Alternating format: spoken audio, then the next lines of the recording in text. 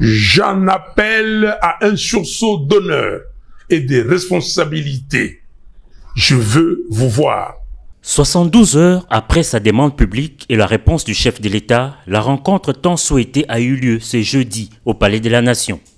Visiblement détendu, crâne bien rasé et tiré à 4 épingles, l'ancien candidat à la présidentielle 2023, Martin Fayoulou, a monté les marches les unes après les autres du Palais de la Nation jusque dans la mythique salle des ambassadeurs. Le président de la République. C'est par ces chaudes accolades que le chef de l'État a ouvert son entretien à cœur ouvert selon ses propres termes avec son hôte. Pour cette rencontre, les leaders délécidés et coordonnateurs de la Mouka étaient accompagnés de son premier cercle, à savoir Devos Kitoko, Prince Epengue, Alex Ndende et Chantal Moboni. De son côté, le chef de l'État était assisté par son directeur de cabinet, son directeur de cabinet adjoint, son conseiller spécial en matière de sécurité et du coordonnateur du Conseil présidentiel de veille stratégique. À l'issue de près de 2 heures d'échange, le patron délécidé a répondu aux questions de la presse en annonçant sa solution face à la menace de balkanisation. Nous n'avons pas 36 solutions. Nous devons créer un camp de la patrie.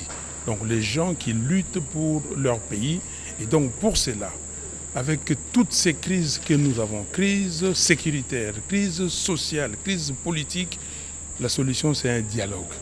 Donc je lui ai demandé de tout faire pour rencontrer les évêques de la Cinco et les pasteurs de l'ECC pour discuter afin de voir ce pacte social qu'il propose, comment est-ce que nous pouvons le mettre en avant.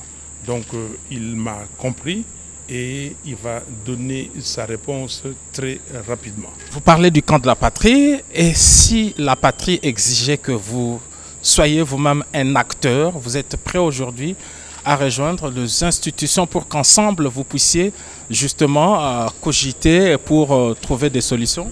Ce point-là n'a pas fait l'objet de nos discussions. C'est depuis la rencontre de l'opposition à Genève en 2018 que les deux personnalités avaient rompu leur collaboration. Depuis lors, le chef de file délécidé est devenu un farouche opposant au président Félix Tshisekedi. Cette rencontre du Palais de la Nation fera peut-être passer le duel en un duo pour l'intérêt supérieur de la nation.